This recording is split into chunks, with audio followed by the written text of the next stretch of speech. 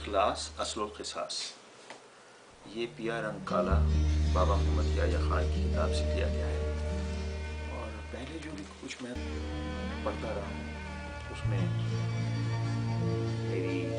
میرا خلوص اتنا شامل نہیں تھا۔ آج میں سوچتا ہوں بہت خلوص سے آپ کی خدمت ہے۔ میرے بابا جی قدس سرۃ العزیز کی خدمت میں ایک بہت ضعیف العمر شخص حاضر ہوا اور اس خواہش کا اظہار کیا کہ میں حافظ قرآن بننا چاہتا ہوں۔ میرے بابا جی اور حاضرین مجلس نے بھی یہ دیکھا کہ اس بوڑھے میں صحیح سے کھڑا ہونا تو کھجا، ٹھیک سے بات کرنے کی بھی سکت نہیں۔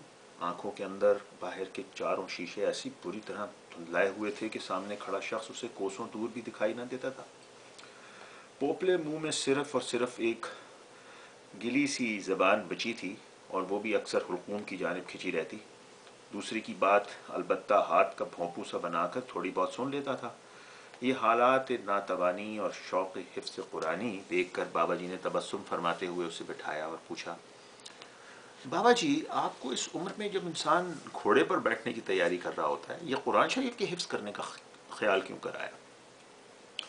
بوڑھے آدمی نے ٹھہر ٹھہر سوچ سوچ کر جواب دیا، پیر جی بس جی حیاتی ساری ایسی ہی گنوا دیتی۔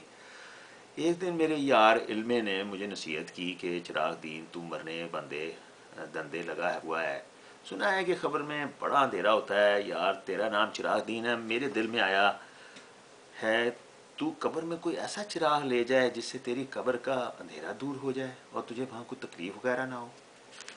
پیر جی اس کی یہ بات میرے دل میں گھبسی گئی۔ میں نے اپنے پنڈ کے مولوی رمضان ملوانے سے بات کی، اس نے بتایا کہ قرآن پاک کا حافظ اپنی اگلی پچھلی 7 پشتوں کی بخشش کا سبب بنتا ہے، اور چونکہ مرنے والے کے سینے میں قرآن موجود ہوتا ہے اس لیے اس کی قبر میں نور برستا رہتا ہے، کیونکہ قرآن بھی چراغ دین ہے۔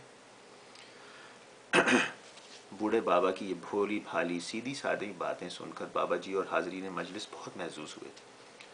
بابا جی نے فرمایا، بھائی بزرگا، یہ تمہارے یار نے تو تمہیں بالکل بڑے فائدے اور علم کی بات بتائی۔ قرآن مجید تو واقعی چراغ دین اور نور ہدایت ہے، جس نے اسے پکڑا، پڑھا، سیکھا، حفظ کیا، پھر اسے سنبھالا اور اس کے مطابق عمل کیا تو اس نے فلاح پائی۔ اب بولو کیا ارادے؟ وہ راشا زدہ ہاتھ کا بھونپو کان پہ دھرتے ہوئے بولا، پیر جی ذرا اچھی بولو، مینوں گھٹ سنائی دیندا ہے۔ بابا جی نے بڑی نرمی سے ذرا بلند آہنگ میں پھر اپنی بات دہرائی۔ بابے نے اپنی اسی دیہاتی لہجے میں جواب دیا، پیر جی ارادہ تو یہی لے کر آپ کے قدموں میں پہنچا ہوں، آپ مجھے خدا واسطے چراغ دین بنا دیں، میں قرآن شریف کا حافظ بننا چاہتا ہوں۔ بابا جی اب سنجیدگی سے پوچھنے لگے، بابا جی آپ نے ناظرہ تو پڑھا ہوگا؟ نہیں جی، میں نے کچھ پڑھا ہوتا تو آپ کے پاس کیوں آتا، بابے نے اسی ٹیمپو میں جواب دیا۔ بابے کی باقی انٹرویو سے معلوم ہوا کہ اسے نہ تو نماز آتی ہے اور نہ ہی کوئی آیت یا سورت، اور تو اور کلمہ طیبہ بھی زیر و زبر کی غلطی کے ساتھ محمد صلی اللہ علیہ وسلم کے آگے سونا پاک رسول اللہ پڑھتا ہے، بسم اللہ شریف بھی صحت سے نہیں پڑھ سکتا تھا۔ بابا جی نے جب اس کی ایسی علمی صورت حال دیکھی اور زبان، لہجہ، یادداشت وغیرہ کو بھی ناقابل بھروسہ پایا تو بابے کو مشورہ دیا کہ تم صرف کلمہ شریف ہی اچھی طرح صحیح سے یاد کر لو اور ہر وقت اسی کا ورد کیا کرو، انشاءاللہ تم چراغ دین بن جاؤ گے، اور اللہ مہربان ہوا تو قبر بھی روشن رہے گی۔ اگلے جمعے کے روز مجھے آ کر کلمہ پاک کا سنا دینا۔ بابا جی نے کلمہ شریف پڑھ کر بابے کو رخصت کر دیا۔ اگلے جمعے کے روز جب بابا نے آ کے کلمہ سنایا تو وہی زیر و زبر کی غلطی اور وہی سونا پاک رسول اللہ کلمے میں موجود تھا۔ بابا جی سخت جزبز ہوئے کہ 8 دنوں کی دہرائی اور پکائی کے بعد بھی بابے کا کلمہ کچے کا کچا ہی رہا۔ بابا جی کلمہ طیبہ کو صحیح اور درست مخرج کی ادائیگی کے ساتھ پڑھنا ہی درست اور ثواب ہے، غلط یا بڑھا گھٹا کر پڑھنے سے گناہ ہوتا ہے۔ بابا جی نے دوبارہ زیر و زبر کی غلطیاں صحیح کروائیں اور سونا پاک کے زائد الفاظ لگانے سے منع فرمایا۔ بابا پوپلے منہ سے کلمہ دہراتے ہوئے چلا گیا۔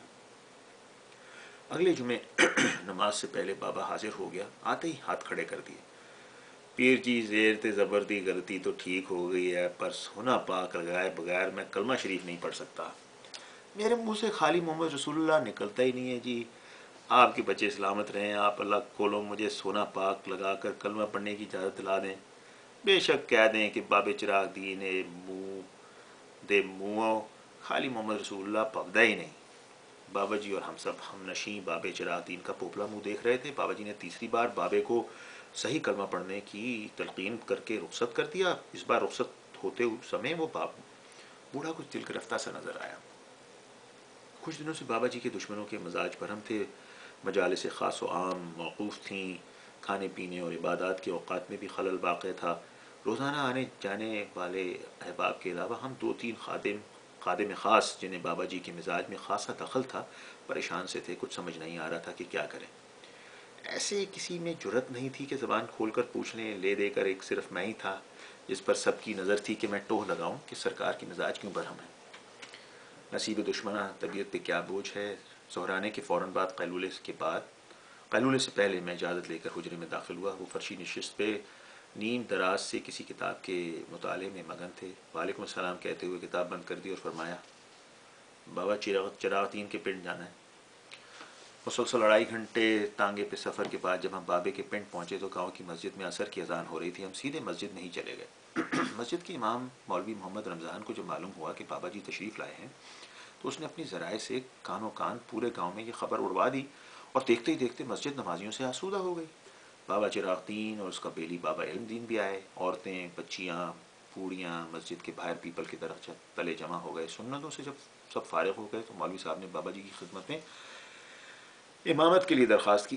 بابا جی نے متبسم لہجے میں سب نمازیوں کو مخاطب کرتے ہوئے فرمایا اللہ کے نیک بندو، آج میں خود ایک ایسے اللہ کے بندے کے پیچھے نماز ادا کرنے کے لیے یہاں تک آیا ہوں جو آپ کے گاؤں کا ہی وسیق ہے اور آپ سب اس اللہ کے بندے کو اچھی طرح جانتے ہیں. اب اگر آپ مجھ کو اجازت دیں تو میں اس اللہ کے بندے اور سے درخواست کروں کہ وہ ہماری امامت کرے. سب نمازیوں نے سبحان اللہ کہتے ہوئے اپنی رضامندی کا اظہار کر دیا. تب بابا جی اٹھے اور بابے چراغ دین کے پاس پہنچے. دونوں ہاتھوں سے اٹھایا، ساتھ لے کر امامت کے مسلح پر لا کھڑا کیا. خود تکبیر کہنے کے لیے اس کے عقب میں کھڑے ہو گئے. اب بابے چراغ دین کا یہ عالم کہ باولوں کی طرح ادھر ادھر سب کو دیکھ رہا ہے، اس کی سمجھ میں کچھ نہیں آ رہا تھا کہ اس کے ساتھ کیا ہو رہا ہے. بابا جی نے اسے کہا بابا چراغ دین، آج ہم سب تمہاری اقتدا میں نماز ادا کریں گے. میں تکبیر پڑھتا ہوں، تم نماز شروع کرو. پھر وہی بات کہ بابے چراغ دین کے پلے کچھ نہیں پڑ رہا تھا. اس کے ساتھ آج یہ کیا ہو رہا ہے. اس کے ساتھ تو ویسے ہی نمازی کھڑے ہونے میں اجتناب برستے تھے اور جب جماعت قیام میں ہوتی تو بابا رکوع میں چلا جاتا. قعدے کے وقت وہ سجدے میں پڑا ہوتا اور خدا جانے وہ کیا کچھ پڑھتا رہتا تھا. اکثر اس سجدے میں پڑا خراٹے بھی لینے لگتا. نماز دعا کے بعد نیک دل نمازی اسے بیدار کر کے ہاتھ بازو تھامے گھر تک پہنچاتے. اب اس نیم مقبوط الحواس چراغ دین کو بابا جی نے پورے گاؤں کے خرد و کبیر کی نماز کا فرسٹ کیپٹن بنا کر مسجد کے کاکپٹ میں بٹھا دیا تھا. کوئی کیا بولتا. بابا جی کی حیثیت اور مرتبے سے سب ہی واقف تھے. بابا جی نے تکبیر پڑھنی شروع کر دی، ختم بھی ہو گئی. اب بابا چراغ دین منہ کعبے کی طرف کرے، اللہ اکبر کہے تو مقتدی بھی اللہ اکبر کہہ کر ہاتھ باندھے. مگر بابا چراغ دین تو رخ نمازیوں کی جانب کیے بیٹ سب کو دیکھے جا رہا ہے. بابا جی نے اس کا رخ قبلہ شریف کی طرف موڑا، خود ہی اس کے ہاتھ ناف پہ رکھوائے اور خود اللہ اکبر کہہ کر نیت باندھ دی. مقتدیوں نے بھی ایسا ہی کیا. 1 منٹ 2 منٹ 5 منٹ حتیٰ کہ اتنا وقت گزر گیا کہ کوئی مشاق حافظ پورا پارا ختم کر لے. بابا چراغ دین آگے کھڑا کبھی پیچھے دیکھنے لگتا، کبھی پنڈلیوں اور پاؤں کو کھجلانے لگتا. بوڑھے بیماروں اور بچوں نے تو کبھی کے کھنگورے مارنے شروع کر دیے تھے. مگر وہاں آ کے سننے اور ان اشاروں کو سمجھنے والا کون تھا. بابا چراغ دین جس کے 2 قدم پہلو میں توپ داغی جائے تو اسے پٹاخے کی آواز بھی سنائی نہ دے. 3-4 نمازی نماز توڑ کر صفوں سے باہر نکل گئے اور کچھ وقت اسی کشمکش صبر و جبر میں گزر گیا. پھر پتہ نہیں خدا نے کیا دل میں ڈالی کہ بابا چراغ دین اللہ اکبر کہے بغیر رکوع میں چلا گیا. اگر اس وقت ہمارے بابا جی اللہ اکبر نہ کہتے تو پیچھے کسی کو بھی پتہ نہیں تھا کہ اس کے آگے رکوع بھی ہو چکا ہے. بہرحال سب ہڑبڑا کر رکوع میں چلے گئے. جب 10 منٹ اسی طرح مرغا بنے گزر گئے تو چند اور لوگ نماز توڑ کر مسجد میں نکل گئے. کھنگورے اور مصنوعی کھانسی بدستور چل رہی تھی. پھر اللہ کا کرنا کچھ یوں ہوا کہ بابا چراغ دین وہیں سے ہی سجدے میں چلا گیا، مگر بلکہ یوں کہیے لیٹ ہی گیا. مقتدی بھی سجدے میں تھے اور امام بھی. اب جیسے ان سب کو سجدے نے پکڑ لیا تھا. خسر پھسر بھی ہو رہی تھی اور ایک دوسرے کو کونیاں ماری جا رہی تھیں. آخر کب تک کوئی سجدے میں پڑا رہے. انسان ہے، فرشتہ تو نہیں ہے کہ سجدے میں پڑا رہے تو قیامت تک وہیں پڑا رہے. اب 5-7 نفر اور کم ہو گئے، امام صاحب کے خراٹوں کی آوازیں مسجد کے سقابے تک سنائی دے رہی تھیں، 2-4 اور شقہ قسم کے نمازی لاہور بلا پڑھتے ہوئے نماز توڑ کر گھروں کو نکل گئے۔ اب پچھلی والی 5 صفوں کی حالت مکئی کے اس کچی پکی چھلی جیسی تھی جس کے چھدرے چھدرے دانے ہوتے ہیں، صرف پہلی صف میں جس میں کچھ معززین گاؤں اور بابا جی سرکار تھے دائیں بائیں، اور آخری 1-2 نمازی غائب ہو جانے کے بعد باوجود سالم تھی۔ کہیں پیچھے سے کسی بچے کی آواز ابھری، اوے بابا دینیا مر گیا ہے یا جیونا ہے؟ ہمارے بایا اللہ اکبر کہتے ہوئے سجدے سے سر اٹھایا، سلام پھیر کر نماز توڑ دی، پھر بلند آواز سے انا للہ و انا الیہ راجعون پڑھا۔ عشاء کے بعد بابا چراغ دین کی نماز جنازہ بابا جی نے پڑھائی۔ اپنے گاؤں کے علاوہ نزدیک و دور کے ہزاروں لوگوں نے شرکت کی۔ بڑے بوڑھوں نے کہا کہ آج تک اس علاقے میں کسی انسان کا اتنا بڑا جنازہ نہیں دیکھا گیا۔ دفن کے وقت بابا جی نے خود اپنے ہاتھوں سے مٹی دی اور دعا کے بعد لوگوں سے کہا، لوگوں تم کیا جانو کہ تمہارے درمیان سے آج کون سی ہستی عالم بالا کی جانب مراجعت کر گئی؟ ان پڑھ دیہاتی صاحب بابا چراغ دین جسے نماز آتی نہیں تھی اور نہ کلمہ شریف صحیح سے پڑھا جاتا تھا، اسے کلمہ شریف پڑھتے وقت سونا پاک کی اضافت کے ساتھ محمد رسول اللہ کہنا اچھا لگتا تھا۔ بس اسی سونے پاک محمد صلی اللہ علیہ وسلم کے صدقے میں ہی اللہ پاک نے اپنے سادے مرادے انسان کو بخشش کا وہ رتبہ فرما دیا جس کی خواہش ولی اور قطب کیا کرتے ہیں۔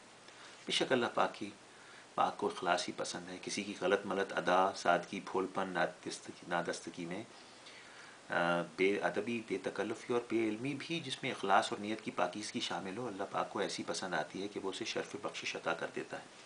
اور کہیں بڑے بڑے عابدوں، پرہیزگاروں اور عاملوں کاملوں کو ان کے غرور، ریا، تکبر، علم یا پرہیزگاری کے ذرا سے زوم پہ انہیں یاد رکھو قصر مذلت میں پھینک دیتا ہے۔ یاد رکھو کہ اللہ کے ہاں ادنا و اعلیٰ صرف اس کے خوف، اخلاص، تقوی، مخلوق کی خدمت سے اور اس کے پیارے محبوب صلی اللہ علیہ وسلم سے محبت کے مراحل سے گزرنے کے بعد تعین کیے جاتے ہیں۔ حسب و نسب، دستار و کلا، علم، داڑیاں، نمازیں، حج، منصب وغیرہ سب کچھ بیکار اور بے فائدہ ہیں اگر اخلاص موجود نہیں۔ ہر وقت اللہ پاک سے اس کا فضل و کرم طلب کرتے رہا کرو، وہ تمہاری عبادتوں اور ریاضتوں سے بے نیاز ہے۔ اس سے اپنی پرہیزگاریوں اور نمازوں کا اجر مت مانگو، اپنے آپ کو گناہ گار اور گندہ سمجھتے ہوئے صرف اس سے اس کی رحمت اور توفیق بندگی چاہو۔